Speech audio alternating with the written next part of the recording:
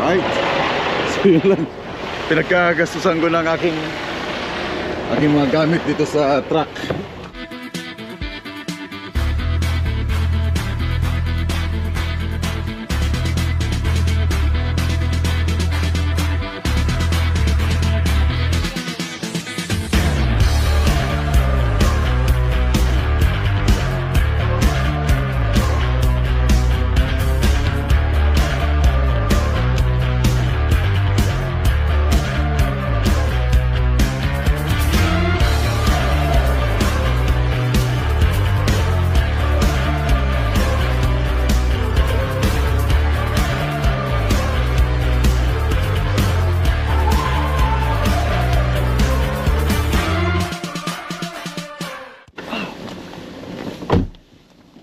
I already have my seatbelt. Seatbelt? Yeah. Please.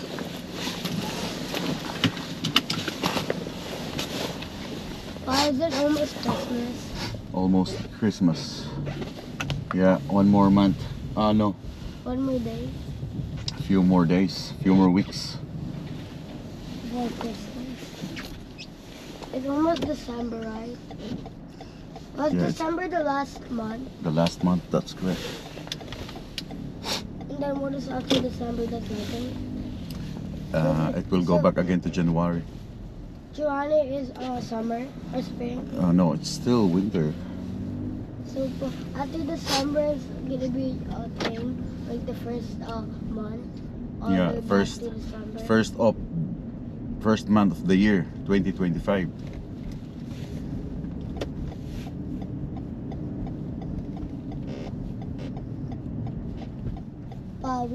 We're doing from nursery to grade 1 is only October.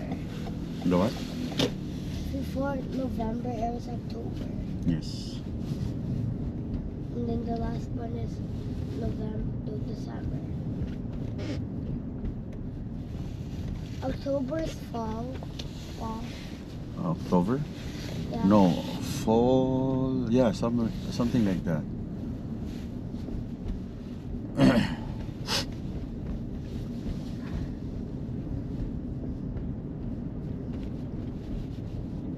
It's still November. We're just getting the snow ready for December. December and January, February, March.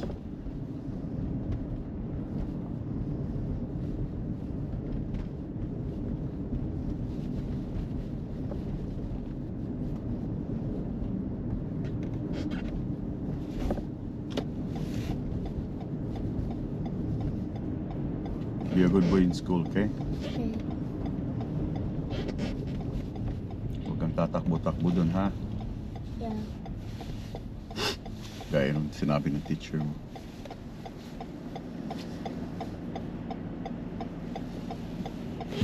Okay. Tapos yatid ko si Uwa. Punta ako sa truck.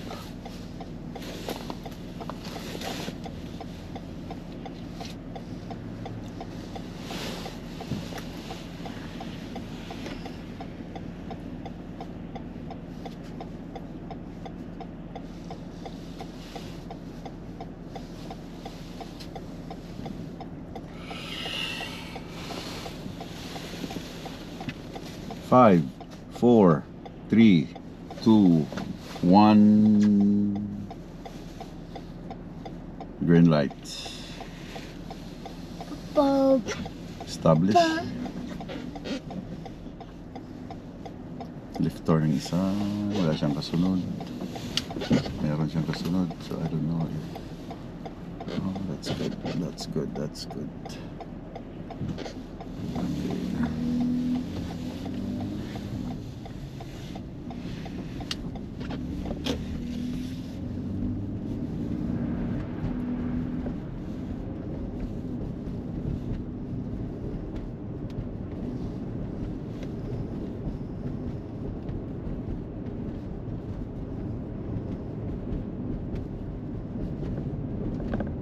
Anong oras ang pasok niyo? I think probably 8:30. Si ate.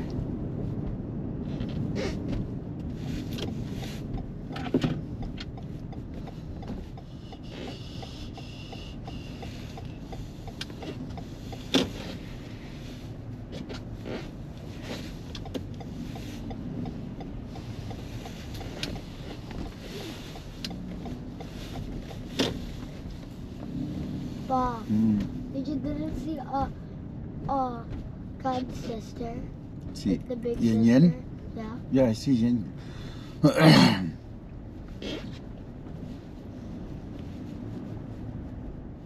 He becomes a patrol. A patrol? Yeah.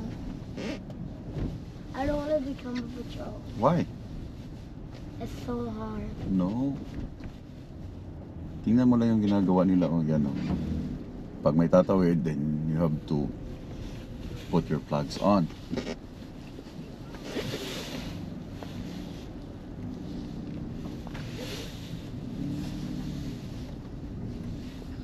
Okay, we are here.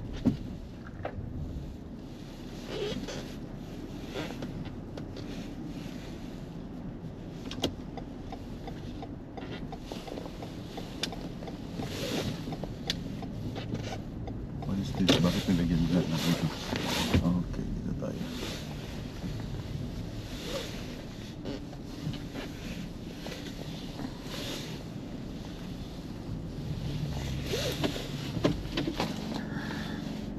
Bumagsak yung snow starting nung Sabado and then Linggo, Lunes hanggang ngayon. Oh, come on, man.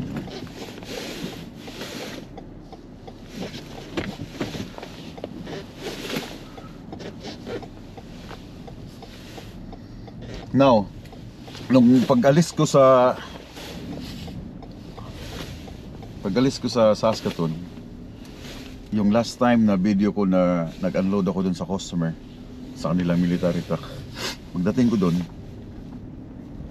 ayaw pa akong kargahan kasi yung aking appointment dyan sa Q-Line para mag-load nung Silent Air, kasi by appointment kami. Kahit nasa loob ng Q-Line ay tawag dito Sabado ng alas 9 ng umaga. Tapos merong storm na darating nung Sabado. So pinipilit ko silang i-load ako nung Sabado. Pero sabi nila, okay, try lang doon lang i-squeeze yung aking load. Kung merong oras yung mga loader doon sa yard. So ang ginawa ko, nagpahugas ako ng truck. Kita nyo sa videos na. Pahugas ako ng truck. Then pagkahugas, paparada na sana ako doon sa loob mismo ng Q-Line para tulog na for that day at mindset na lang na okay, yung aking loading time is umaga ng Sabado. But nung nakaparking na ako, tinawag nila ako na ilagay ang truck sa gitna ng sa ano, kasi kakargahan nila, load nila. So that day, that night, dali-dali akong kahit bagong hugas ang truck, naninigas lahat yung mga kasukasuhan niya dahil tubig, di ba? Tapos paglabas, malamig, -14. Pinilit kong i-secure lahat yung load, then permit. Nandun pala ako dun sa customer na kung saan nag-unload ako ng military truck. Nag-request na ako ng permit kasi the same load lang kami nila Ken at saka Jayban na pumunta ng Virginia for 10.6 and 14.1 height. So the same lang siya. Then nagkaroon ng permit, blanket. That night, bumiyahin ako all the way. Kasi naghahabol yung snow sa likod eh. Tatama siya sa Regina around 12 midnight. All the way hanggang Balgoni. Dahil hanggang doon lang yung oras ko. Kasi that day, nag-start ako sa Medicine Hat. Then, Saturday morning, pagising ko, sabi ko, it is what it is. Kung meron ng snow, then, okay lang. Pero, hanggang nakarating ako ng Winnipeg, walang snow. Then, nag-start na ng bumagsak ang snow. Talagang nagsarado na ng highway. Linggo na. Sa Linggo. Wala namang problema sa snow eh. Wala namang ano sa snow. Wala akong concern sa snow. Ang ayaw ko lang, yung pauwi ka na tapos naabutan ka sa Trans-Canada 1, na nag-closure yung highway dahil black ice or may mga aksidente. Nagsasarado kasi yung highway from, lalo na dyan sa may, from Regina all the way hanggang Manitoba. That's 6 hours drive. Yung kahabaan na yan dahil prairie yan, open field yan. Ang lamig, ang simoy ng lamig, tapos may kasamang snow, magkikreate talaga siya ng compact ice. Hindi siya black ice, kundi compact ice na nakakadulas.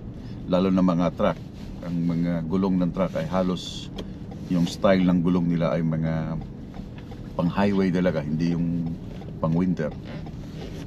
So yung iba, nasiseparate yung mga tambaluslos. Alam niyo na kung sino.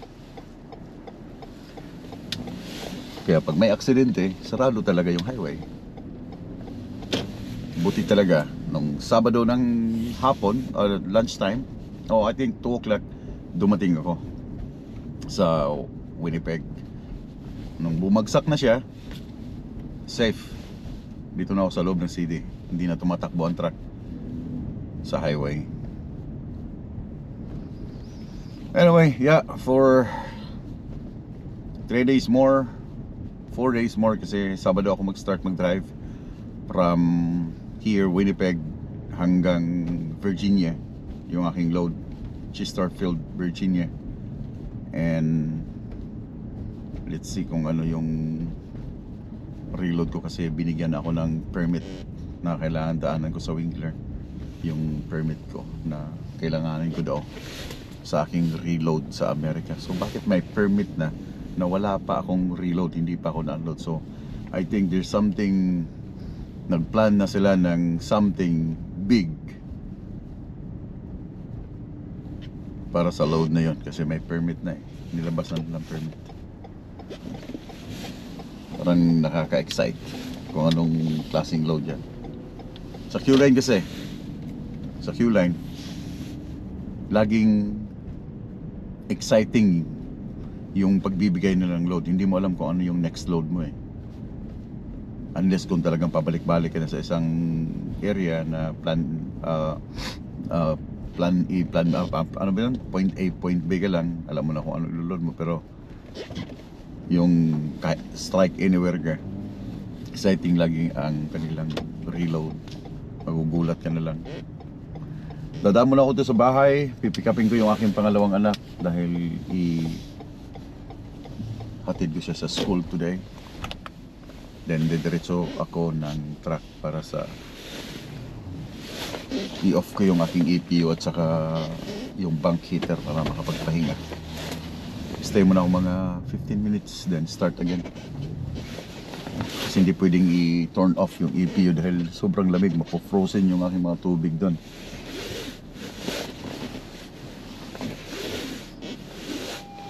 Dito lang kita ibaba sa ano? Sa may B mo, okay? Doon sa tawid sa traffic light, okay? Para hindi na ako pupunta doon sa doon dahil traffic. Recording. 3 channels started. Lapit na naman lalakarin mo. May baon ka? Ano? Spaghetti? Hindi mo tinanong yung nilagay ni Mama?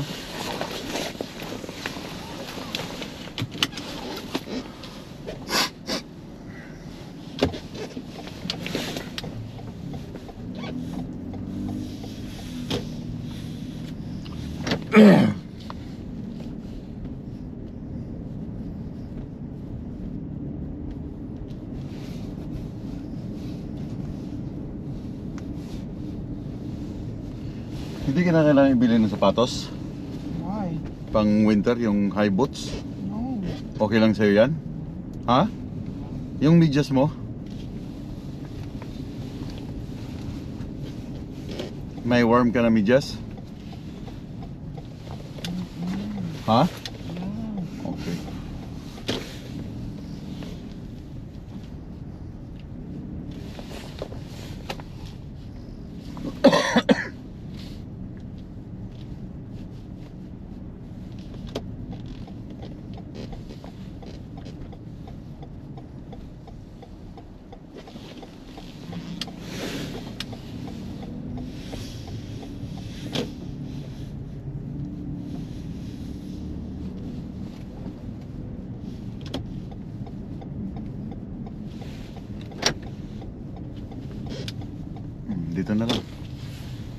but the traffic. Sige na. Love you.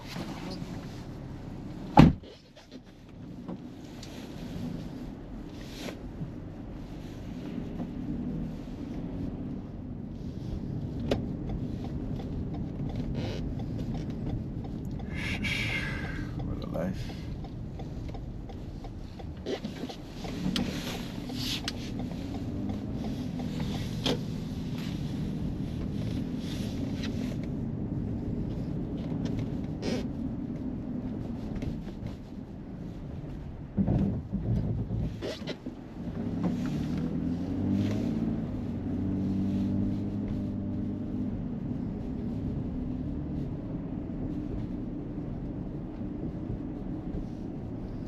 So pupunta ako ngayon sa truck.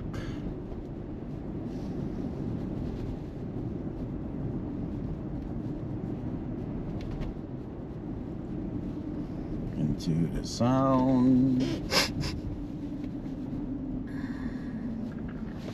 Ano ito? Okay.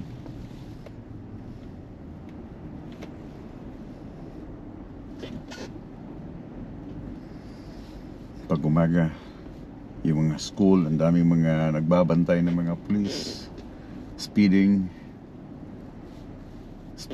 at saka speeding halos eh. Pag police ang nakasakuti sa'yo, speeding at hindi camera. Pag police, ticket, then demerit yung magiging penalty mo. May demerit ka, I think 5 points or 3 points sa speeding.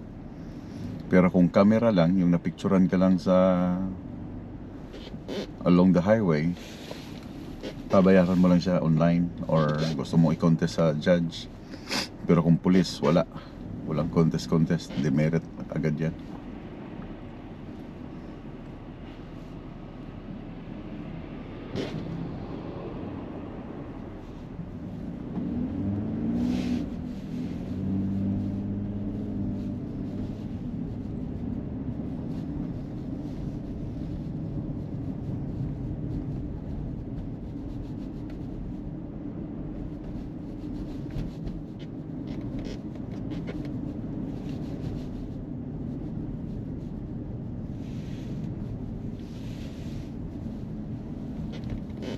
Alam nyo guys, kahit naka-winter tire kayo, huwag yung isipin kahit naka-winter tire ay kakapit na agad yung mga gulong ninyo, lalo pag compact ice. No, dudulas pa rin yan. Maganda lang yung winter tire pag snow, pero pag ice, compact ice, dudulas pa rin yan. Kaya huwag kayong kampante sa inyong mga winter tire na ginagamit ngayon sa dito, na kahit compact ice okay lang, nagkakamali kayo. Maganda lang gamitin ng winter tire pag snow, yung snow talaga. Pero pag ganyan na nakikita ninyo na may compact ice, tudulas yan. Ang gagawin nyo lang, huwag nyo lang i-depress yung inyong mga brake, dahil pag i-depress nyo, i-lock yung mga brake nyo, dudulas yan. Now, isa pa, kumuha kayo ng distansya ng bawat sasakyan. Kung alam nyo sa unahan may stop sign, kung alam nyo sa may traffic light, then distansya. Diba, meron yan sa Pilipinas, nakalagay doon sa likod ng mga jeep. Distansya, amigo. Na siya.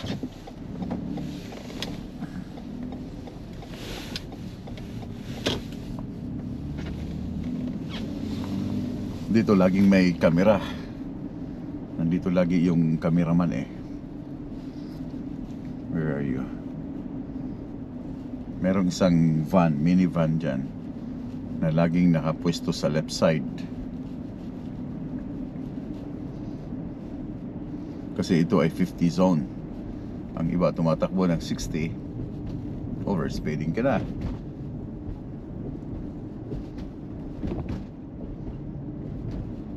Wala siya. Ay, ito. Hindi.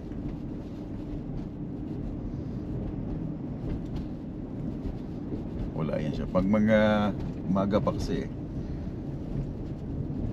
somewhere 2 o'clock hanggang hapon, nandyan yan nakatigil.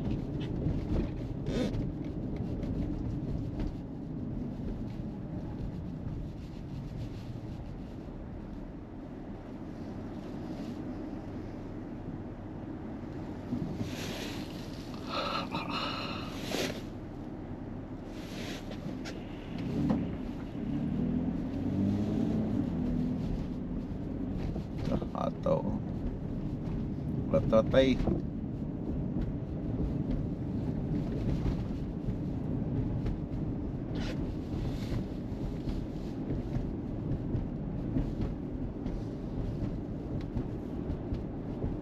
Pag hindi kayo sigurado sa isang lugar o sa isang highway na dadaanan, 50 lang talaga, tirahin mo ng 50. Safe ka dun sa 50. Wag lang pag may malapit sa school dahil 30 talaga yung sa school. Pag may klase up to 5 o'clock, 5:30 or 5 o'clock.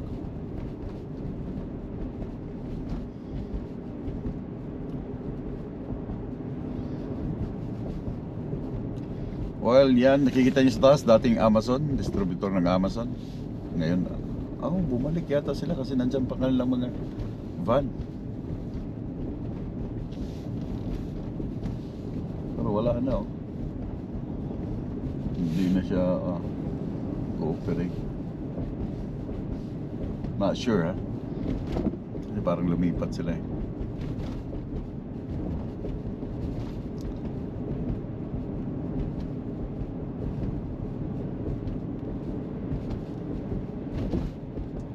Ngayon, pupunta ako sa truck dahil ikakabit ko tong aking biniling strobe light.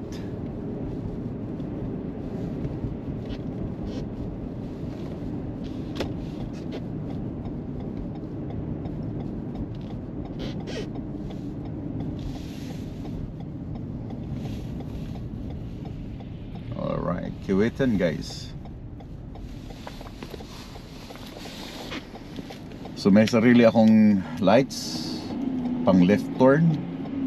Kikita nyo sa harap, tatlong lights yan, dalawang lane, both sides, go straight ahead. And then dito sa left side, sa baba ng dalawa, merong lights din na para sa left turn.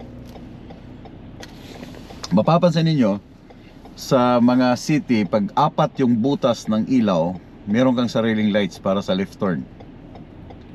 Okay? Ang right turn, hindi na kailangan ng traffic light. Hindi na kailangan ng lights. Pwede kang mag right turn when it's safe to do so, or may oras yan na pwede kang mag right turn. May mga traffic lights din, mga intersection na wala siyang traffic lights, but meron siyang nakasulat na no left turn sa ganitong oras. Babantayan mo lang yung secondary sign galing doon sa left turn, no left turn sign. Meron siyang secondary sign na may oras. Pero kung wala siyang nakalagay na secondary sign at apat yung butas ng ilaw, ibig sabihin meron kang left turn signal, yung para sa iyo talaga. So ito ay kiwitin. Ay, sipon ko guys.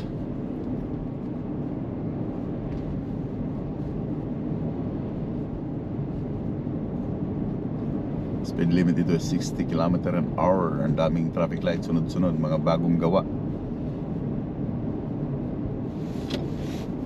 Right turn dito.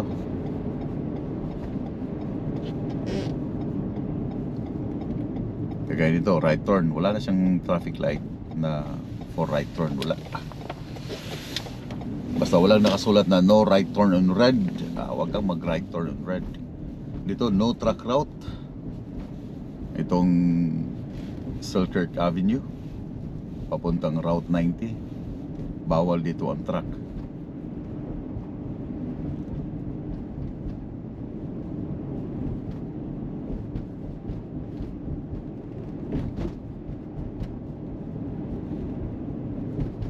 May pulis minsan dito na Pilipino na dito nakatira sa area na to, na undercover cops. Okay, I don't know, meron pa lang akong yung iba kasi sinasabi nila, halos napapansin ko na pag walang ilaw yung pulis, ang sabi nila ay ghost car. Ghost car daw yan. Hindi siya ghost car. Ang tawag po sa kanila ay undercover. Okay? Hindi yan ghost car. Undercover yan. Mapapansin mo lang sa kanila, sa tuktok ng kanilang bubong ng kotse, maraming antena. Maraming antena, meron silang bumper, at kanilang hub yung sa kanilang gulong, yung hub sa gitna, solid lagi yan kasi gumagamit sila ng mga Ford na sasakyan. Solid yung hub na stainless. Nandiyan sa picture ninyo. Yan ang titingnan ninyo pag nag-overtake sa inyo yung isang sasakyan at ang hub niya sa gitna ay solid na stainless. At marami siyang antenna sa taas. Undercover yan. Meron siyang bumper sa gitna. Hindi po siya ghost car ang tawag. Hindi ghost car. Undercover po ang tawag dyan. May napanood akong may nagsasabing ghost car. Ano yan? Mga namatay? Undercover ang tawag sa kanila. Yun yung mga naghahabol, yung mga pasaway sa highway na hindi sumusunod sa speed limit. Then sila yung mga naghahabol. Minsan nakasunod lang yan sa likuran mo.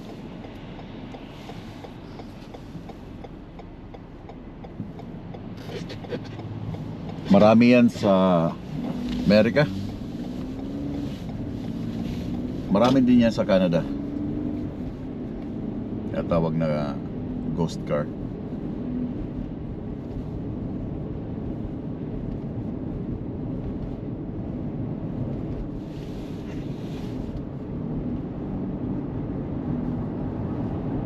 So ito yung Route 90. Yan ang dati kong company. Nasa left side. Yan ang Paul's Hauling. Mga Red Army. Mga pulang gagamba. Pulang langgam.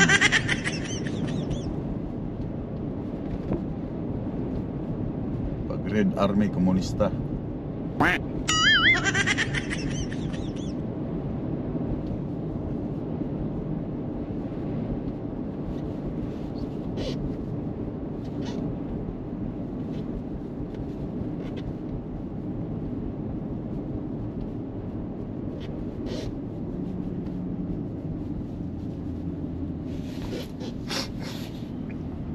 And to the sound of silence. Okay lang kayo dyan sa taas. Medyo malamig, negative 6. Sana may mga winter kayo habang nanonood dyan sa taas ng sakyan. So dito ako nakapark. Hindi lalabas yung mga nasa tindahan dahil malamig eh. Uy, Thompson.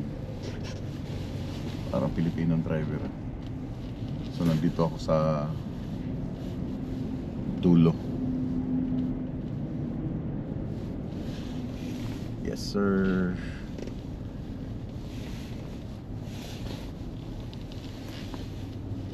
Dito na ako sa harap.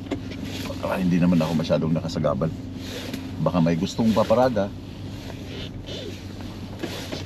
So binuksan kong ilaw kagabi para kunwari may tao.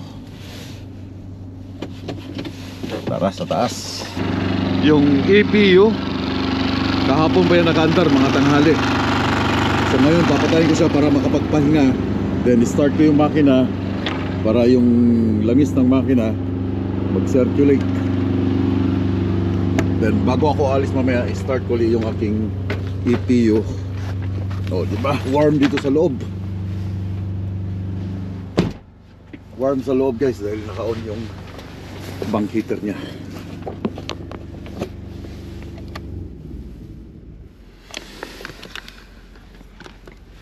Okay, start ko lang. Kagandahan sa EPU kasi magcha-charge yung battery mo.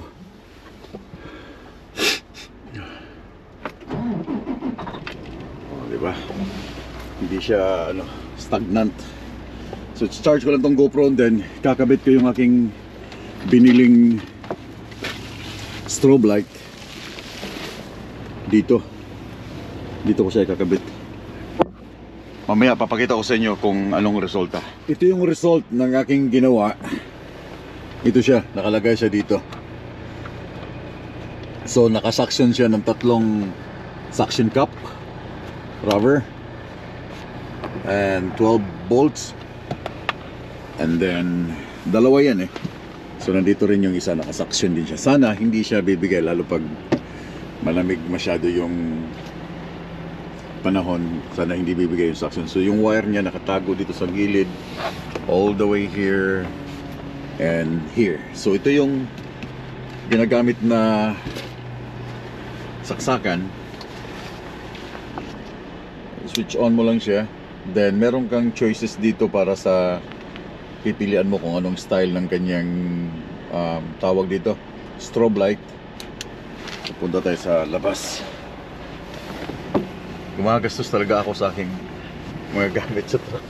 Hindi, yung iba pinapa-refund ko. Pero pag ganito kasi, pwede ko naman siya pa-refund eh. Kukunin ko lang yung resibo. So, nandun sa taas oh. Diba? Okay. Kasi yung aming strobe light, nandun lang yung sa taas, yung sa pinakaibabaw. So ngayon, kaya bumili ako niyan para meron ako dito sa harap. Maganda sana akong dito sa grill, but it takes time na maglagay ng mga wires, magkabit dito. So dyan na lang siya sa loob. Maganda yan tingnan, lalo pag gabi. Ang kagandahan niya, hindi ka masisilaw sa strobe light na yan kasi meron siyang cover dun sa ilalim.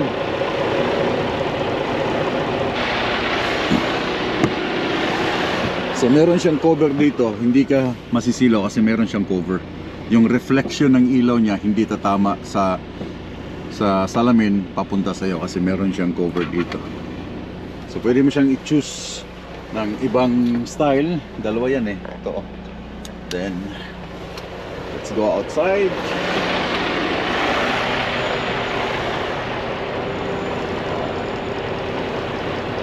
Takes 2 seconds bago mag-change.